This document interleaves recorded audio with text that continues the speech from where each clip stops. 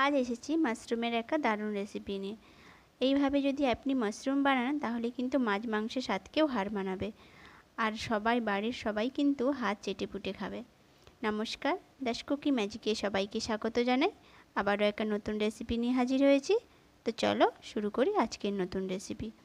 এখানে আমি মাশরুম নিয়েছি, বাজার থেকে 1 প্যাকেট মাশরুম কিনে এনেছিলাম। এবার এই মাশরুমটা কিন্তু আজকে রান্না করব। এবার মাশরুমটাকে ওপরে যে একটা প্লাস্টিক থাকে ওটাকে কেটে দিলাম, কেটে মাশরুমগুলোকে কেটে নেব। দেখো মাশরুমগুলো কিন্তু একদম ফ্রেশ পরিষ্কার মাশরুম, একদম টাটকা মাশরুম। এই মাশরুমটাকে এবারে কিন্তু আমি কেটে নিচ্ছি, 2 টুকরো করে নিচ্ছি আমি মাশরুমগুলোকে। কেউ যদি 4 টুকরো করতে চায় তাও হবে। আমি এখানে মাশরুমগুলোকে 2 টুকরো করে নিচ্ছি। এবার মাশরুমগুলোকে কেটে কিন্তু ভালো করে ধুয়ে পরিষ্কার করে নিতে হবে, কেন মাশরুম একটু নোংরা জায়গায় হয়ে থাকে।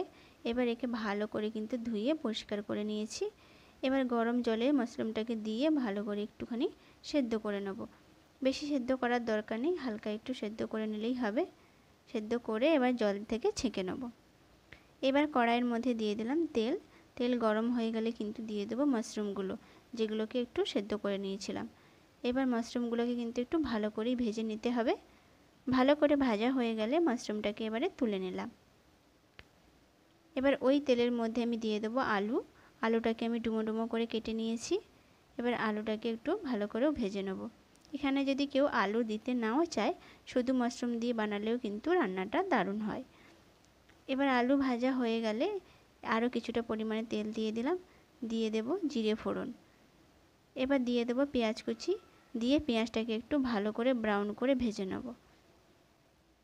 পেঁয়াজ ভাজা হয়ে গেলে ওর মধ্যে দিয়ে দিলাম আদা আর রসুন আর কাঁচা লঙ্কা দিয়ে ভালো করে পেস্ট করে রেখেছিলাম, ওটা দিয়ে দিলাম। এবার দিয়ে দেবো আমি টমেটো কুচি আর সামান্য পরিমাণ নুন দিয়ে দেবো, দিয়ে একটু মশলাটাকে একটু ভেজে নেব। এবার এর মধ্যে দিয়ে দিলাম আমি গুঁড়ো মশলাগুলো। তার আগে একটু দিয়ে দেবো জল, যাতে মশলাটা না পুড়ে যায়। দিয়ে দেবো লঙ্কা গুঁড়ো, হলুদ গুঁড়ো, জিরে গুঁড়ো, ধনে গুঁড়ো, কাশ্মীরি লঙ্কার গুঁড়ো দিয়ে কিন্তু ভালো করে মশলাটাকে একটু কষিয়ে নিতে হবে।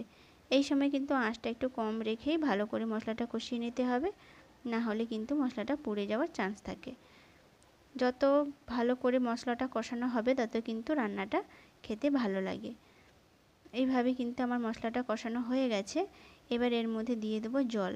জলটা একটু পরিমাণ মতো দেখে দিতে হবে, কেন আলু আর মাশরুমটা সেদ্ধ হবে। এবার আমি জল দেওয়া হয়ে গেলে এবার আলু আর মাশরুমটা দিয়ে দিলাম, আর দিয়ে দেবো পরিমাণ মতো নুন, দিয়ে এটাকে 3-4 মিনিট মতো রান্না করে নেব। রান্না হয়ে আসলে শেষে দিয়ে দেবো আমি ধনেপাতা কুচি, আর দিয়ে দেবো গরম মশলা। এই গরম মশলা গুঁড়োটা কিন্তু আমি বাড়িতেই করে নিয়েছি, ওটা দিয়ে দিলাম। দিলেই কিন্তু রেডি হয়ে যাবে মাশরুম আলুর একটা দারুণ রেসিপি।